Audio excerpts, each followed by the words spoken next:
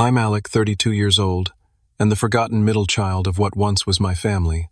When I was 16, my stepmother Caroline convinced my father Thomas that I should stay home while everyone else enjoyed our annual beach vacation.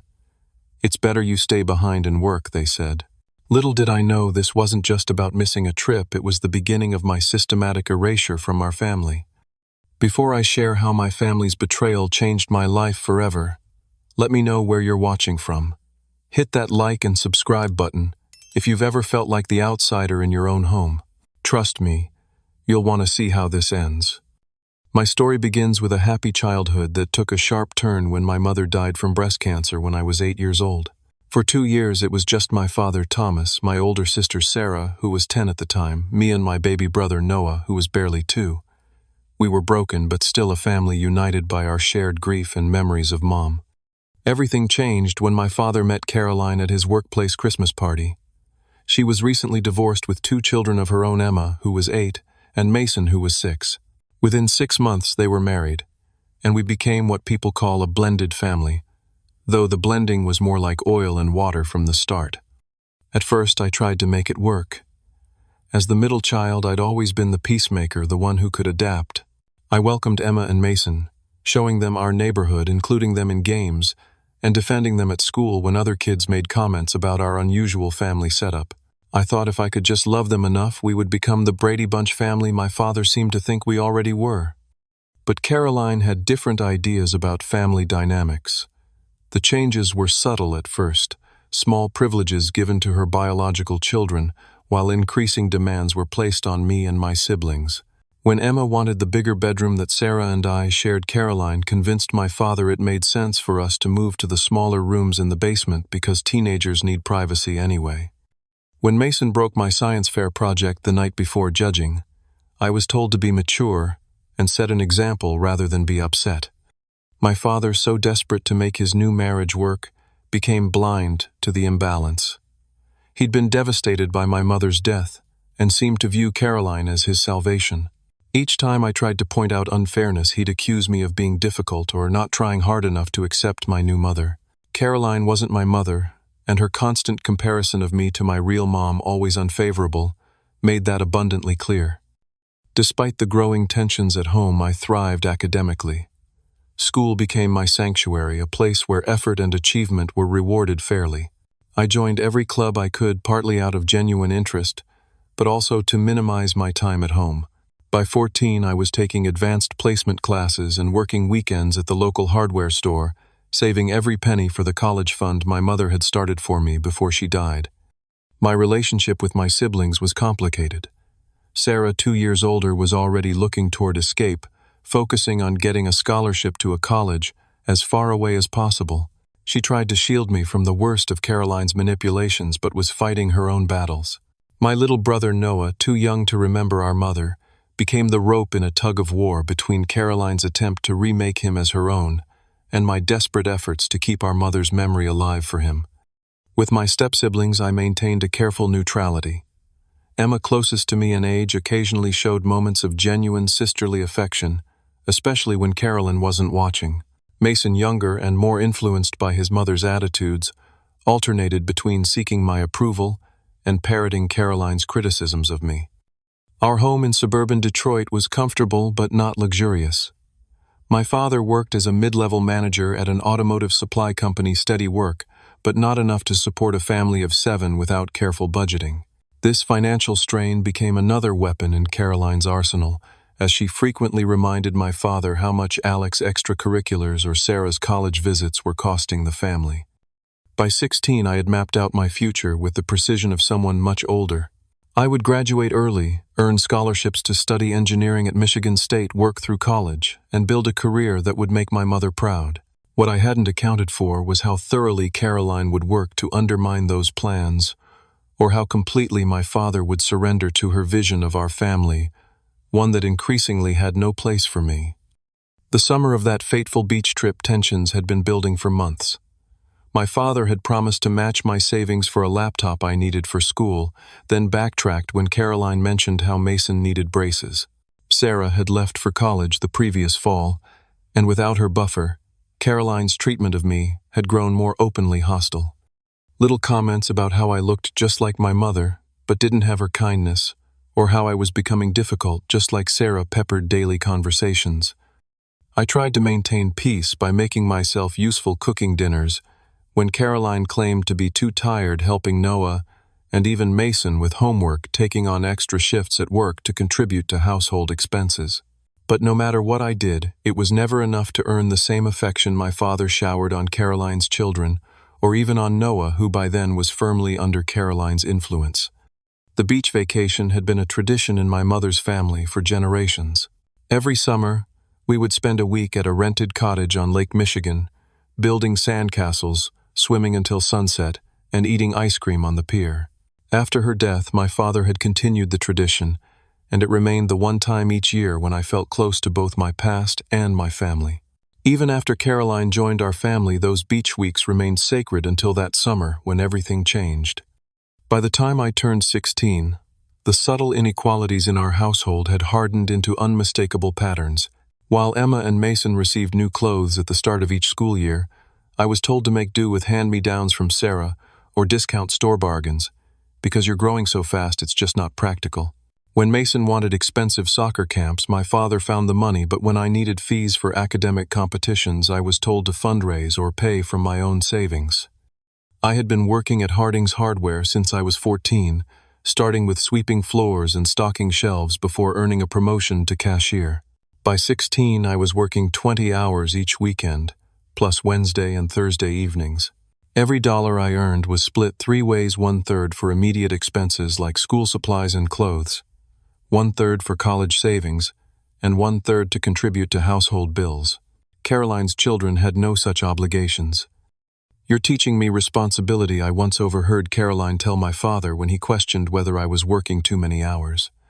"Besides, he needs to understand that life isn't handed to you on a silver platter." The irony of this statement, given how much was handed to her children, was apparently lost on both of them. The most painful betrayal came when I discovered the truth about my college fund.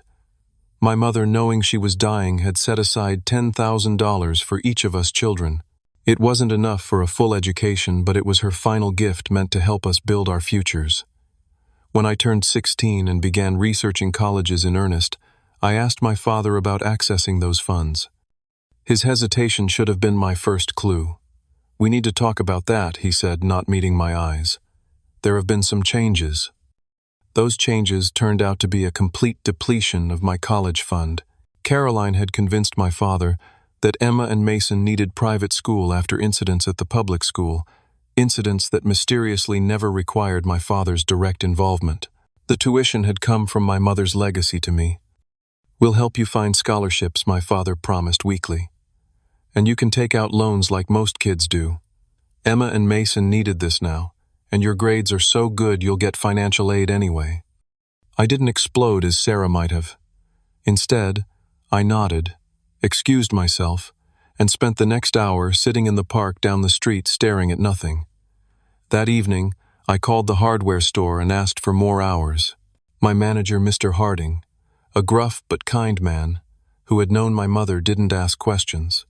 He just added me to the schedule and pretended not to notice when I occasionally disappeared into the stockroom with red eyes. As Caroline solidified her position in our family, traditions began to change. Sunday dinners, once a time for sharing stories about our week, became showcases for Emma's singing or Mason's sports achievements.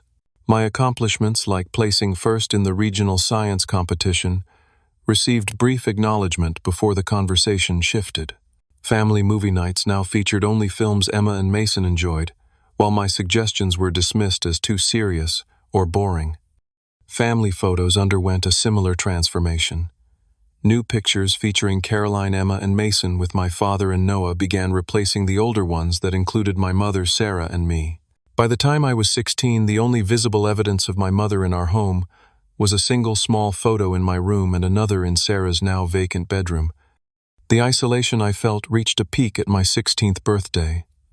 My mother had always made birthdays special with favorite meals, thoughtfully chosen gifts, and a day centered around the birthday child's preferences. Under Caroline's reign, my birthday dinner was scheduled on a night I had to work late because it was the only time that worked for everyone. When I arrived home, they had already eaten most of the meal, not my favorite foods but Mason's because we were ordering anyway. My father's gift was a generic gift card. Caroline and her children hadn't bothered with even that pretense. Later that night, I found Noah sitting on my bed waiting for me. At 10 years old, he was increasingly torn between the family alignment Caroline promoted and his natural affection for his biological siblings. He handed me a clumsily wrapped package, a framed photo of our mother holding me as a baby that he had rescued from a box in the basement. "I heard Caroline tell Dad they should put this stuff in storage," he whispered. "I don't remember Mom much, but I know you miss her." That small act of rebellion and connection nearly broke me. I hugged him fiercely, thanking him for the perfect gift. After he left, I carefully hid the photo, knowing instinctively that Caroline would find a way to remove it if discovered. The first major confrontation came shortly after my birthday. My father had promised to attend my academic awards ceremony, where I was receiving recognition for having the highest GPA in my class. The morning of the event, he informed me that he couldn't make it because Mason had a soccer game. "This is the third time you've chosen one of their events over mine," I said quietly, determined to remain calm. "That's not fair, Alec. We support all you kids equally." "Do you? When was the last time you missed one of Mason's games for something I was doing, or one of Emma's recitals?" His silence was answer enough. When he finally spoke, his words revealed how completely Caroline had rewritten our family narrative. "You've always been so independent, Alec. Mason and Emma need more encouragement. They're not naturally confident like you." The absurdity of this statement, attributing my self-reliance born of necessity to some innate trait that justified their neglect, left me speechless. I went to the ceremony alone, received my award to applause from strangers, and returned home to find no one had even asked how it went. That night, I discovered another disturbing development. Looking through our family photo album to find a picture of my mother for a school project, I noticed something odd about the recent family photos. In group shots where I had stood at the edge of the frame, the photos had been cropped to remove me entirely. In others, I was positioned so far in the background that a casual observer would never identify me as part of the family. This deliberate erasure was so methodical it couldn't be accidental. Caroline was literally cutting me out of the family narrative, and my father was either complicit or oblivious. The realization settled in my stomach like a stone. I was being systematically removed from my own family story. As July approached, I began looking forward to our annual beach vacation with a desperation that should have warned me something was wrong. The previous months had been a steady drumbeat of small exclusions and larger betrayals, and I viewed the trip as perhaps my last chance to reconnect with my father and siblings away from Caroline's constant manipulation. The Lake Michigan cottage had been booked months in advance, the same one we'd rented since I was a child. I had saved up to buy a new fishing rod for Noah, something our mother had done for me at his age. I planned to wake early each morning to watch the sunrise over the water just as I had with my mother. For 1 week, I thought we could remember who we had been before Caroline. 2 weeks before the scheduled departure, I came home from work to find the family gathered in the living room, suitcases already being packed far earlier than usual. My father and Caroline exchanged glances before he cleared his throat. "Alec, we need to talk about the beach trip," he began, not quite meeting my eyes. "Mr. Harding mentioned they're short-staffed this month, and Caroline and I think it would be responsible for you to stay behind and pick up extra shifts." The practiced way he delivered this speech told me it had been rehearsed. This wasn't a sudden decision. "I already arranged time off," I said, confusion giving way to a sinking feeling. "Mr. Harding approved it months ago." Caroline interjected smoothly. "That was before 2 of his employees quit. He mentioned to me when I was in the store last week how helpful it would be if you could cover. I took the liberty of telling him you'd be happy to help." I looked to my father, waiting for him to recognize this for the manipulation it was. Instead, he nodded approvingly. "It shows great maturity, son, and the extra money will help with your college fund." The college fund that had already been emptied for Emma and Mason's private school tuition. The irony wasn't lost on me. "We're still going to the same cottage?" I asked, my voice sounding distant to my own ears. "I could come for the weekend, maybe after my shift on Saturday." Another exchanged glance between them. Actually, Caroline said, with artificial brightness, we decided to try somewhere new this year. A friend of mine offered us her beach house in Traverse City. It's smaller than the cottage, just 3 bedrooms, so this works out perfectly. 3 bedrooms. One for my father and Caroline, one for Emma, and Mason, one for Noah. No space for me, even if I could make it for part of the trip. This had never been about work. It was about excluding me entirely. Noah, who had been quietly listening, piped up. But Alec always comes to the beach. He teaches me to fish and helps me build sandcastles. Caroline's smile tightened. You're getting too old for sandcastles, sweetie. And Mason can teach you to play beach volleyball. Instead, it's much more fun than fishing. The systematic replacement of my role in Noah's life couldn't have been clearer. I looked at Emma, wondering if she felt any discomfort with this situation. She studied her fingernails, avoiding my gaze. The morning they left, I stood in the driveway watching them load the minivan. Noah hugged me tightly, slipping a small shell into my hand. "So, you have a piece of the beach," he whispered. Emma gave me an awkward half-wave. Mason didn't acknowledge me at all. My father promised vaguely to make it up to me somehow, while Caroline efficiently directed the packing, visibly anxious to get on the road. As they pulled away, I noticed something that cemented the reality of my situation. The luggage rack on top of the van was completely full. They had packed as if they were still bringing a 7th person. There had never been a space issue. They simply didn't want me there. The house felt cavernous that first night. I heated a frozen dinner and ate alone at the kitchen table, trying not to look at the empty chairs. I called Mr. Harding, who sounded confused when I offered to work extra shifts. "I didn't ask for extra coverage," he said. "Your stepmother mentioned you might want more hours in August, but I told her the schedule was already set for July." Another lie exposed. I thanked him and hung up unsurprised, but still wounded by the confirmation. The next day I went to work as scheduled, throwing myself into tasks with an intensity that had Mr. Harding watching me with concern. When I got home, I wandered through the empty house, noting how many family photos had already been altered to minimize or eliminate my presence. In the living room, the wall of vacation photos from previous years had been rearranged with several missing, entirely the ones where I had been centered in the frame. On the second night of their trip, Sarah called me from college.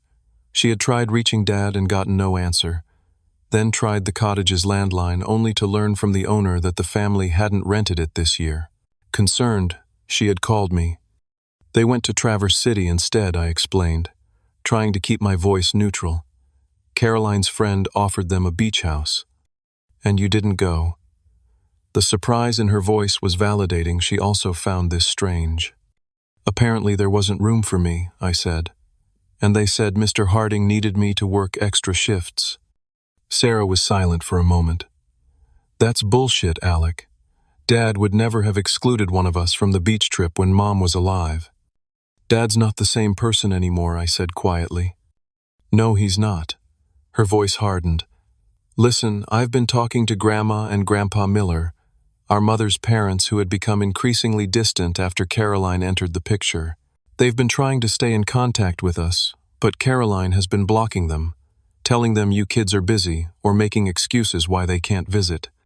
This revelation shouldn't have shocked me, but it did. Our grandparents had been such an important part of our lives before Caroline.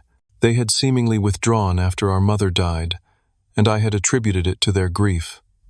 Learning they had been actively kept away added another layer to Caroline's systematic dismantling of our family connections. The next day I received a text from Noah sent from Emma's phone. "Miss you. Mom C says we can't call you because it would make you sad about missing the trip. But I wanted you to see the sandcastle I made." Attached was a photo of a modest sand structure with a moat. In the background I could see my father and Mason playing volleyball, Caroline sunbathing, and Emma taking the picture. They looked like a perfect family of 5, a family that didn't include me or Sarah. Later that evening, Emma called, sounding nervous. "I'm supposed to be getting ice cream," she said hurriedly. "Alec, I need to tell you something. This trip wasn't last minute. Mom's been planning it for months. She told the Millers a different week so they wouldn't run into us. And," she hesitated, "she's been talking to Dad about having you move into an apartment when school starts this fall. She says you're old enough to be independent. My 16th birthday had been just 2 months earlier. The legal age to live independently was 18. This wasn't about independence, it was about elimination. Why are you telling me this? I asked. Because it's not right, she whispered. And because. Another pause.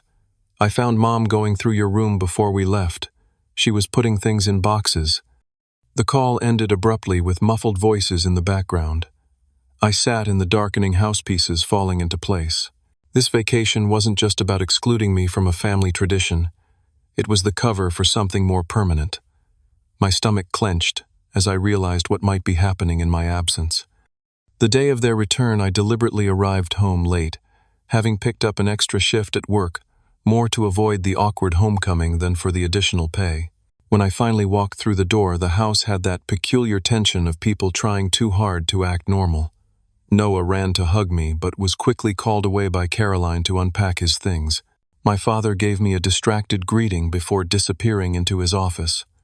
Emma wouldn't meet my eyes, and Mason smirked in a way that sent warning signals through my body. How was work? Caroline asked with artificial brightness. We missed you at the beach. The lie was so transparent I didn't bother acknowledging it. I'm going to shower and head to bed, I said, turning toward the stairs. Oh, Caroline called after me, her voice honey-sweet with underlying satisfaction. We had to do some rearranging while you were gone. Don't be shocked. The warning delivered as if she were doing me a favor, only heightened my dread as I climbed the stairs to my bedroom. The door was closed, which was unusual. I always left it open when I wasn't home. Taking a deep breath, I turned the handle and stepped inside. At first, my brain couldn't process what I was seeing. The room was still my room in terms of dimensions and window placement, but everything else had changed. My bed with its familiar blue comforter was gone, replaced by a generic-looking futon with neutral bedding. My desk, where I'd spent countless hours studying, had vanished, along with my bookshelf and the books I'd collected over years. The walls, once covered with academic achievement, certificates, scientific posters, and photos of me with friends and family, were now bare except for bland landscape prints that matched the new beige curtains. I stood frozen in the doorway, trying to comprehend the transformation. My room had been converted into what looked like a hotel room, impersonal, uninviting, and devoid of any evidence that I had ever lived there.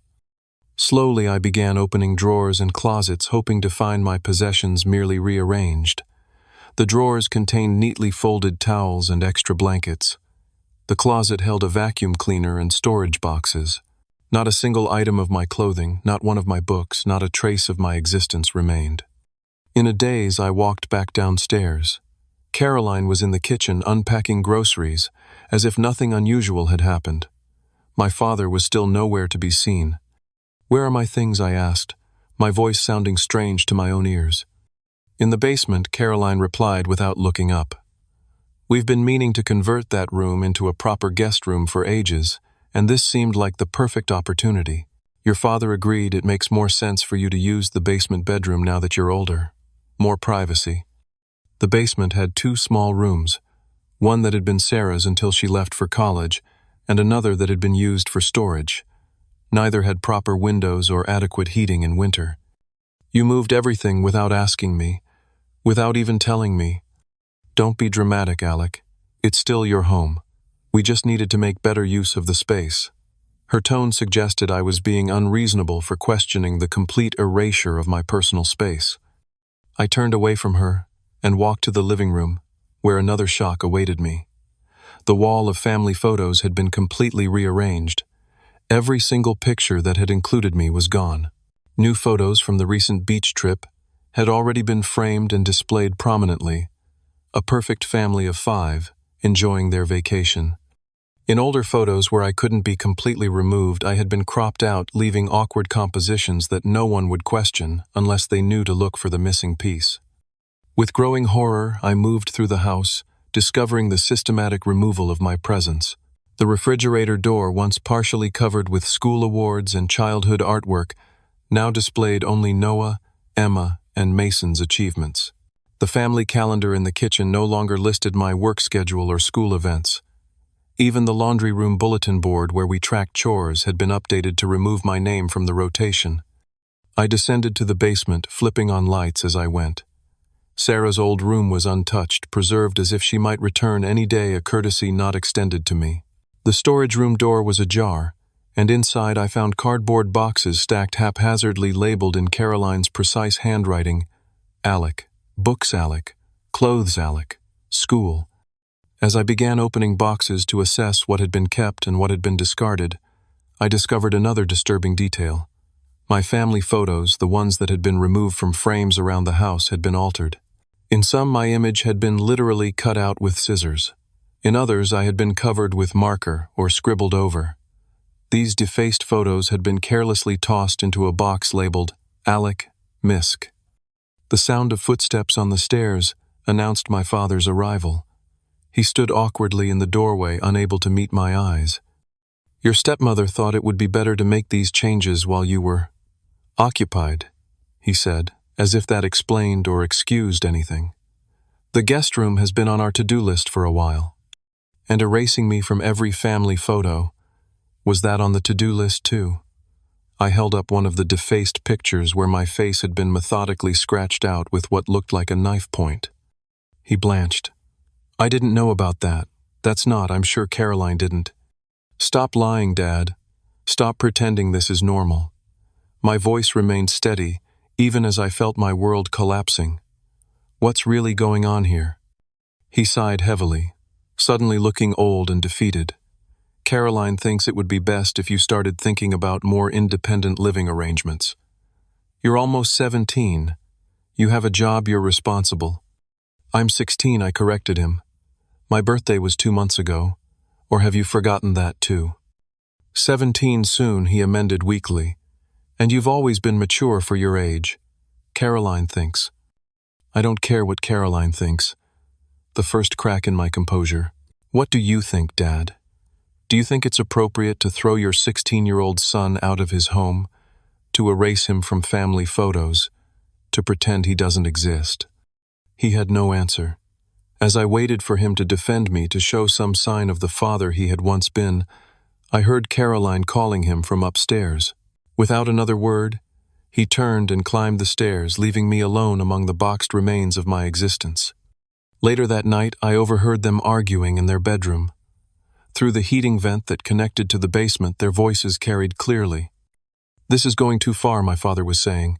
"He's still my son. You can't just erase him." "I'm not erasing him," Caroline responded, her voice sharp with irritation. "I'm helping him become independent, which is more than you've done. He's not a child anymore, Thomas. And having him here is causing tension with Mason and Emma. Even Noah is confused about loyalties. He's 16 years old. We can't legally." "We're not abandoning him," she interrupted. "We're transitioning him to adulthood. The basement is a perfect starter apartment. He has the bathroom down there. We can set up a mini fridge and microwave. It's what Sarah would have had if she hadn't run off to college." "Sarah was 18 when she left, and she chose to go," my father protested weakly. "And Alec can choose to stay in the basement apartment or find his own place. He's working, he's smart, he'll figure it out. Honestly, Thomas, I'm doing this for his own good. He needs to stop depending on you for everything." The irony of this statement, when I had been largely self-sufficient for years while her children received constant support, was breathtaking. But what hurt more was my father's response. "Fine," he sighed. "We'll try it your way, but I'm not forcing him out if he wants to stay." "Of course not," Caroline soothed, her victory secured. "We're just giving him options." As their voices faded into murmurs, I sat on the floor among the boxes of my dismantled life, a cold clarity settling over me. This wasn't about a guest room or helping me become independent. This was the culmination of years of Caroline's campaign to remove any reminder of my mother from our family, and as the child who most resembled her, I had become the primary target. That night alone in the unfamiliar basement room surrounded by boxes of my possessions, I experienced what I can only describe as a complete emotional collapse. For years I had maintained a careful composure, believing that if I just worked hard enough, achieved enough, or helped enough, I could secure my place in my own family. Now the physical evidence of my expendability was stacked around me in cardboard boxes, My identity literally cut out of family photos. I allowed myself one night of total grief.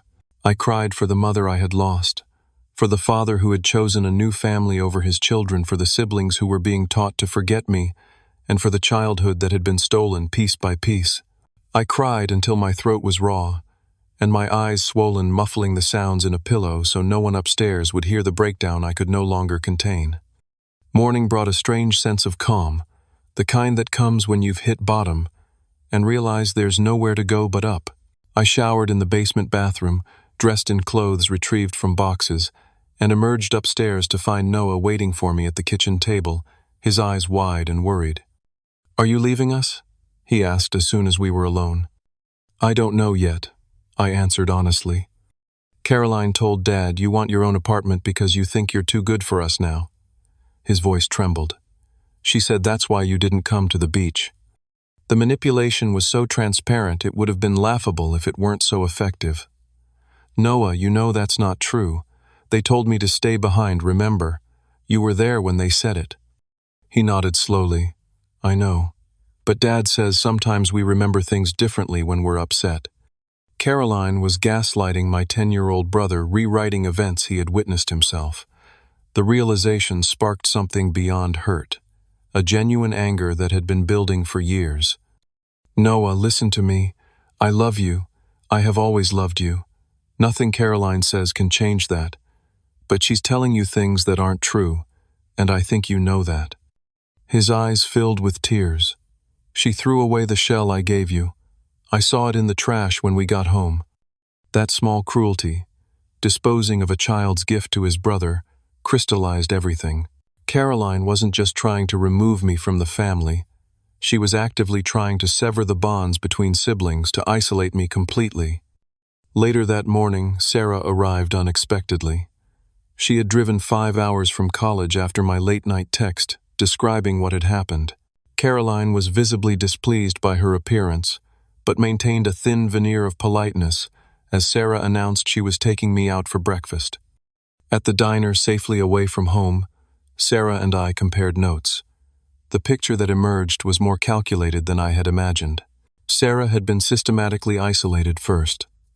Caroline had intercepted mail from our grandparents, forgotten to tell our father about Sarah's calls, and convinced him that Sarah's decision to attend college out of state was a rejection of the family rather than the academic opportunity it was. "She's been working on Dad for years," Sarah said, "telling him that we resent him for remarrying, that we're trying to undermine his relationship with Noah, that we're disrespectful to her. None of it's true, but he believes her because it's easier than admitting he's chosen her over us." When we returned home, my father was waiting in the living room, his expression a mixture of guilt and defensiveness. Caroline sat beside him, a united front. Emma hovered in the doorway while Mason lounged on the stairs, openly curious about the coming confrontation. Noah was nowhere to be seen. "We need to talk about your living situation," my father began. "You mean my eviction?" I countered, the anger I'd suppressed for years finally finding its voice. "Let's be clear about what's happening here." Caroline interjected smoothly. "No one is evicting you, Alec. We're simply acknowledging that you're growing up and need more independence. The basement apartment—" "Is not an apartment," Sarah interrupted.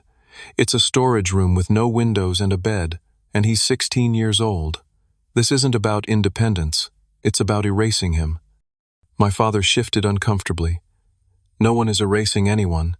This is still Alec's home." Really, I walked to the photo wall, gesturing at the carefully curated display that now showed no evidence of my existence. Then why am I not in a single-family photo? Why has my room been converted to a guest room? Why have my chores been reassigned, my achievements removed from the refrigerator, and my name crossed off the family calendar? My father looked genuinely confused, turning to Caroline. "What is he talking about?" In that moment, I realized my father wasn't fully complicit. He was oblivious to the extent of Caroline's campaign against me. She had made these changes, incrementally normalizing each small erasure, until the complete removal of my presence seemed unremarkable to him. "Show him," I said to Sarah, who pulled out her phone and began displaying photos she had taken earlier, side-by-side comparisons of family pictures from before Caroline and now documentation of the defaced photos in the basement. Images of my stripped room. As my father scrolled through the evidence, his face paled. Caroline. His voice held a question she clearly didn't want to answer. Thomas, you're overreacting. I was just updating things, making the house more cohesive. Alec doesn't even like having his picture taken. I was respecting his privacy. The lie was so bold it momentarily stunned us all into silence. Then Mason, perhaps sensing his mother's predicament, jumped in with the cruelest revelation yet. Mom said we're redecorating because Alec's moving out for good, he announced with undisguised satisfaction. She already called the storage company about donating his old stuff. Emma gasped from the doorway, evidently unaware of this development. My father turned to Caroline, confusion, giving way to the first real anger I had seen from him in years. Is this true? Are you planning to give away his possessions? Caroline's composure finally cracked. He doesn't need all that childish junk. He's practically an adult, and he takes up so much space in this house, space we need for our real family. The words hung in the air, a truth finally spoken aloud that could not be retracted. Our real family. Not including me or Sarah. Perhaps not even including Noah, except as a convert to Caroline's vision. I think my father said slowly that you and I need to have a private conversation. He stood gesturing for Caroline to follow him to their bedroom. As they left, Mason scowled at me. Way to go, crybaby. You just had to make a scene. Emma remained silent, her expression torn between guilt and relief that the truth was finally emerging. From upstairs came the sound of raised voices, my father's questioning, Caroline's defensive. Sarah put her arm around me. Whatever happens with them, she said quietly, you're coming home with me. My roommate moved out last month. The apartment's small, but it's safe, and it's far away from here. For the first time in years, I felt the relief of having someone firmly on my side, someone who saw what was happening and refused to let it continue. The emotion was so overwhelming I couldn't speak, could only nod and lean into her strength. Later that evening, after hours of heated discussion between my father and Caroline, he called me into his office. His eyes were red-rimmed, his posture defeated. I didn't see what was happening, he began. Or maybe I didn't want to see it. Caroline has. She's been methodically erasing me from this family I finished for him, for years. He nodded, unable to deny the truth any longer. I failed you. And Sarah.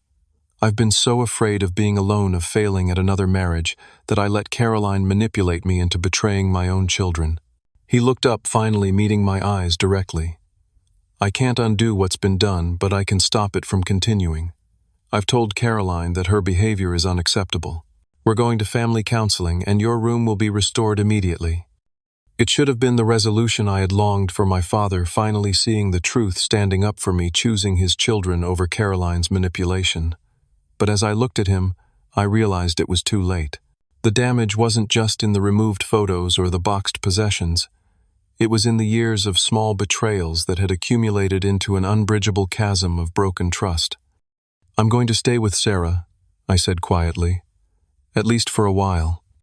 He didn't argue, perhaps understanding that he had lost the right to decide what was best for me. What about Noah? I'll call him visit when I can.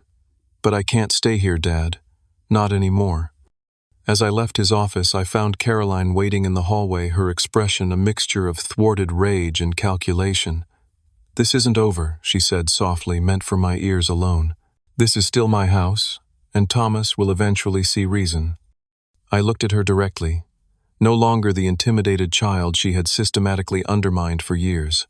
Take all the photos down. Throw away everything I ever touched. Turn my room into a shrine to your perfect family. It won't change the truth.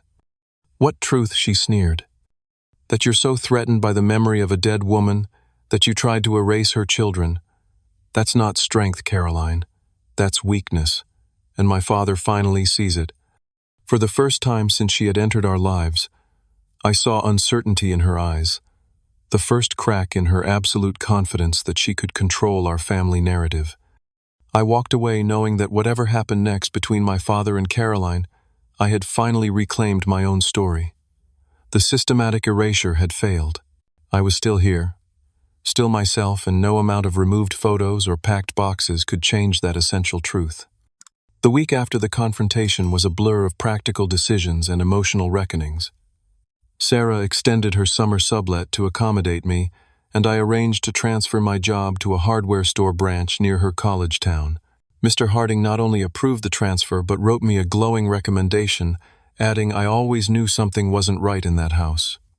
Before leaving, I methodically documented everything, my financial contributions to the household over the years. The depletion of my college fund, the defaced photos, the converted bedroom. Sarah suggested this record-keeping not for legal action, but for our own clarity to combat the gaslighting we had both experienced, the constant questioning of our memories and perceptions. I also reached out to our maternal grandparents, the Millers, who were shocked to learn how thoroughly they had been cut out of our lives. Caroline had told them we were too busy for visits, that we found their reminders of our mother painful, that we had chosen to move on with our new family. All lies designed to isolate us from the people who would have recognized and challenged the psychological manipulation taking place. We tried for years to stay connected, my grandmother said during our tearful phone call. Your father told us you kids didn't want to see us because it was too painful after your mother died. We never believed it, but we didn't want to force ourselves into your lives if it would cause more hurt. The Millers immediately offered financial and emotional support. They had set aside money for our education that Caroline couldn't access, and they opened their home to us whenever we needed a safe place. Most importantly, they validated our experiences, confirming that what we had endured wasn't normal or acceptable. The hardest part was saying goodbye to Noah. At 10 years old, he was caught between loyalty to the family unit he saw every day and his love for the siblings who were leaving. I promised to call him weekly, to visit when possible, and to always be his brother regardless of distance. Caroline says you hate us now, he confided as we sat on the front steps the evening before my departure. Caroline says a lot of things that aren't true, I replied carefully. I don't hate anyone, especially not you. But sometimes people need to leave situations that are hurting them. Is that why Mom left? Because Dad was hurting her? His innocent question revealed how thoroughly Caroline had rewritten even our mother's death, transforming her cancer into an abandonment narrative. No, Noah. Mom didn't leave by choice. She was very sick with cancer, and she fought hard to stay with us because she loved us more than anything. She never wanted to leave you. His eyes widened. Caroline said Mom left because she wasn't happy with us. The cruelty of this lie, telling a child his mother had abandoned him rather than died loving him, solidified my resolve to maintain a connection with Noah despite the distance. He deserved to know the truth about our mother, about our family before Caroline, about his own history. The day I moved out, my father helped load my boxes into Sarah's car, his movements mechanical, his expression haunted. He had aged years in the week since the confrontation, the weight of his complicity in my erasure finally settling on his shoulders. I don't expect you to forgive me, he said as we stood by the loaded car. But I want you to know, I'm getting help. Real help, not just the family counseling. I let my fear of being alone blind me to what was happening to you and Sarah. I failed as a father. Yes, you did. I agreed not to be cruel, but because pretending otherwise would only continue the patterns of denial that had brought us here. But you can still be a father to Noah. You can still protect him from Caroline's manipulation. That's what I'm asking you to do now. He nodded solemnly. I will, and I'll be here if you ever want to come home. This isn't home anymore, I said gently, but maybe someday we can build something new. It was the most honest conversation we had had in years, perhaps ever. As Sarah and I drove away, I watched my childhood home recede in the side mirror, feeling both grief and liberation in equal measure. Life with Sarah was an adjustment. Her one-bedroom apartment was cramped with 2 people, but the freedom from constant psychological warfare made the physical constraints insignificant. We established new routines, divided chores fairly, and supported each other through nightmares and moments of doubt. The hardware store job paid less than my position with Mr. Harding, but I supplemented it with weekend work at a campus coffee shop.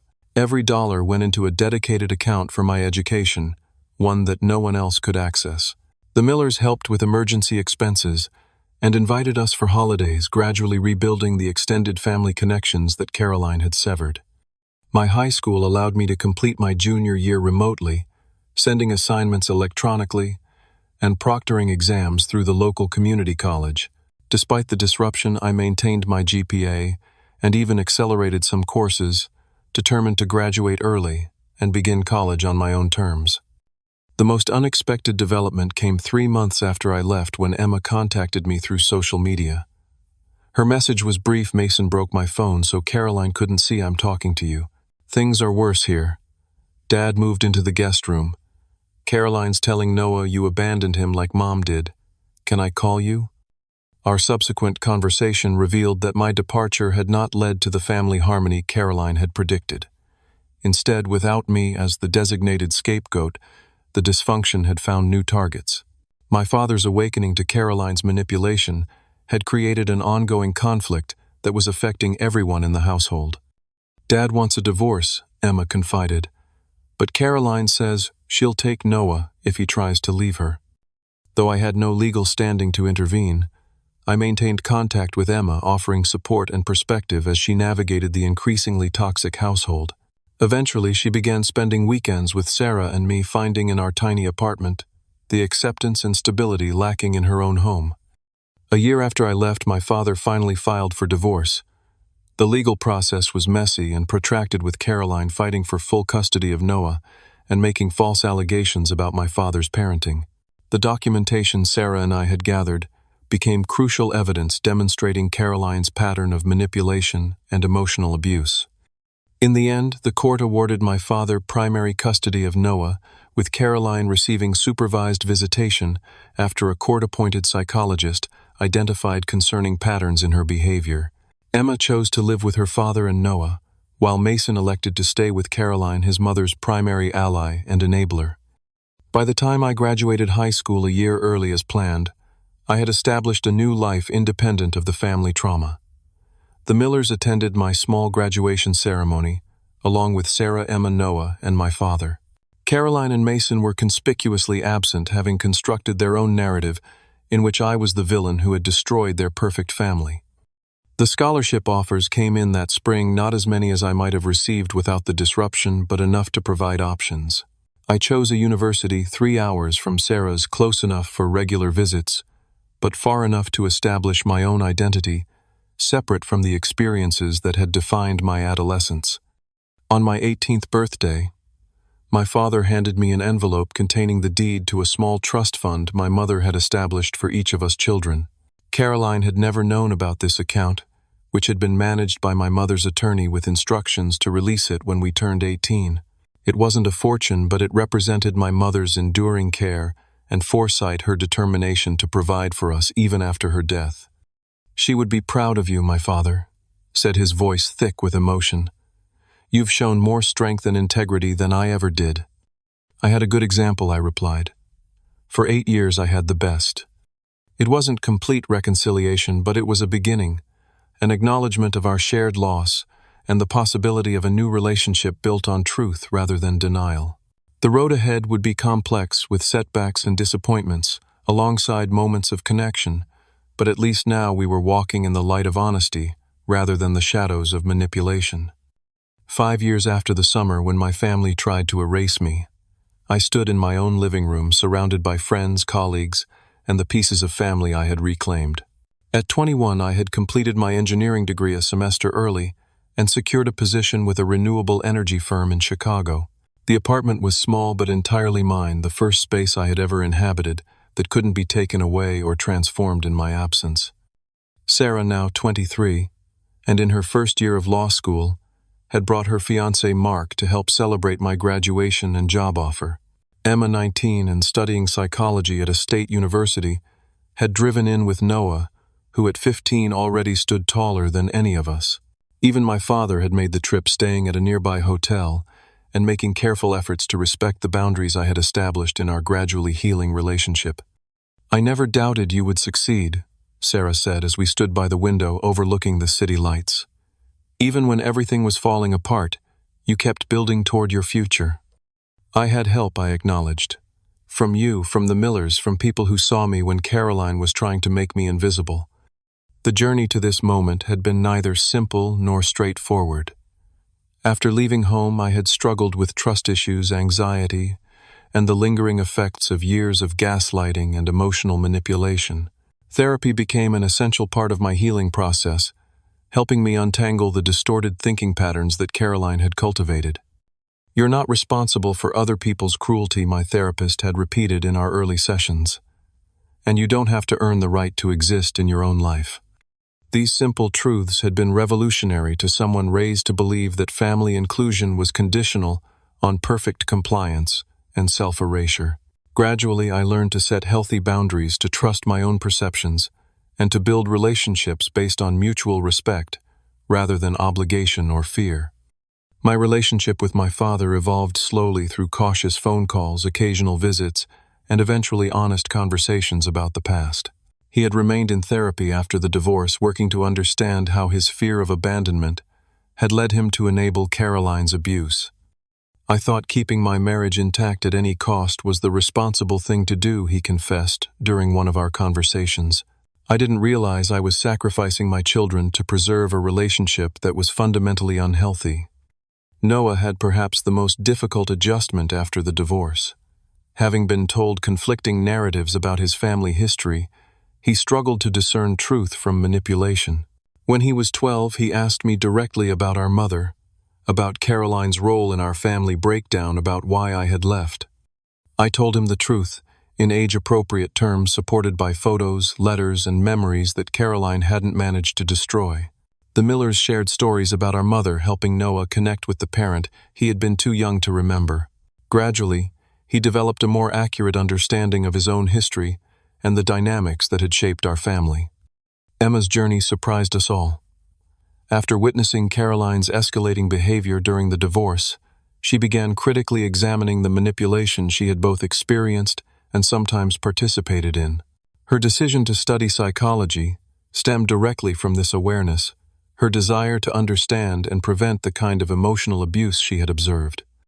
"I used to think you were the problem," she admitted during a visit in my sophomore year of college. "Caroline was so convincing, always casting you as the ungrateful, difficult one. It wasn't until you were gone, and she needed a new target, that I realized the pattern had nothing to do with you specifically." Mason remained firmly aligned with Caroline, rebuffing all attempts at contact from his father or siblings. According to Emma's occasional updates, they had constructed an alternate reality in which they were the victims of a family conspiracy, their rightful place usurped by the lingering ghost of my mother and her children. "You can't save everyone," my therapist reminded me when I expressed guilt about Mason's isolation. "Some people choose their narratives despite all evidence, and that's not your responsibility to fix." This lesson, learning to release responsibility for others' choices while maintaining compassion for their struggles, became central to my healing. I could acknowledge Caroline's likely unresolved trauma without excusing her actions. I could wish Mason well without accepting his hostility. I could forgive my father's failures without pretending they hadn't caused real harm. My grandparents, the Millers, became an unexpected source of stability and connection to my mother's legacy. Through them, I learned family stories I had never heard, saw photos Caroline had destroyed, and developed a more complete understanding of the woman whose death had set our family tragedy in motion. "Your mother wasn't perfect," my grandmother told me, "but she loved fiercely and completely. She would have moved heaven and earth to protect you children." In a way, she did, setting up those trust funds, writing those letters for your 18th birthdays, making sure you would have resources beyond your father's control. These concrete expressions of my mother's love and foresight became touchstones during difficult periods. When anxiety threatened to overwhelm me, when old doubts about my worth resurfaced, I would remember that she had seen me clearly enough to prepare for my future, even when facing her own mortality. The most profound healing came through building my own chosen family, friends, mentors, and eventually colleagues, who valued me for exactly who I was, without conditions or manipulation. My roommate Justin became the brother I had always wanted, accepting my occasional nightmares and anxiety without judgment. My study group evolved into a tight-knit circle whose holiday gatherings became more meaningful than any family tradition Caroline had erased. In my professional life, I found unexpected purpose in designing sustainable housing solutions, creating spaces that were both environmentally responsible and psychologically nurturing. My personal experience of having my physical space violated gave me unique insight into how environments affect emotional well-being, an awareness that informed my design philosophy and eventually became my professional signature. Standing in my apartment on that celebration night, surrounded by people who had chosen to be part of my journey, I realized that Caroline had ultimately failed in her campaign to erase me. By attempting to remove me from the family narrative, she had instead freed me to write my own story, one based on authentic connections rather than obligation on mutual support, rather than manipulation on truth, rather than comfortable. Danielle. To Alex, Sarah raised her glass in a toast, who taught us all that family is defined by love and choice, not by who tries to erase you from the photos. As laughter and agreement rippled through the room, I felt the final pieces of my healing click into place. The painful beach trip, the stripped room, the defaced photos, these would always be part of my history. But they were chapters in a longer story, not its conclusion. The true ending was still being written day by day, choice by choice, in the life I had reclaimed and the connections I continued to nurture. Later that evening, as the gathering wound down, Noah approached me with a small wrapped package. "I found this in the attic last month," he said. "Dad didn't know it existed." Inside was a letter from our mother, dated a week before her death, addressed to me on my future graduation day. Somehow it had survived Caroline's purge, hidden away where even my father had forgotten its existence. "My darling Alec," it began, "if you're reading this, you've accomplished something wonderful, and I'm only sorry I couldn't be there to celebrate with you in person. Know that I see you, your kindness, your determination, your quiet strength. The world will try to tell you who you are, but you already know. Trust that knowledge. It will never lead you astray." Those words, "I see you," from a mother who had been gone for nearly 15 years, provided the perfect counterpoint to Caroline's attempts at erasure. Even from beyond death, my mother had managed to witness me, to acknowledge my existence and worth in a way my stepmother had tried so desperately to deny. I share this story now, not to dwell on past hurts, but to reach anyone who has experienced the particular pain of being erased within their own family. Your story matters. Your existence matters. The people who try to minimize or erase you do so from their own woundedness, not because you are unworthy of being seen. The family photo wall in my apartment now holds images from every chapter of my life. Pictures with my mother, with Sarah and Noah, with my grandparents, with the friends who became chosen family with my father as we carefully rebuild our calmer relationship. There are gaps in the chronology periods when Caroline's influence meant no photos were taken or preserved. But these gaps are part of the honest record evidence of a struggle overcome, rather than a successful erasure. Have you ever felt invisible in your own family? How did you reclaim your story? Share your experiences in the comments below. And if you found meaning in my journey, please like, subscribe, and share with someone who might need to hear that they deserve to be seen exactly as they are. Thank you for witnessing my story. In doing so, you've helped ensure that those who tried to erase me have ultimately failed. Remember, your worth isn't determined by those who try to diminish you, but by your courage to remain authentically yourself despite their efforts.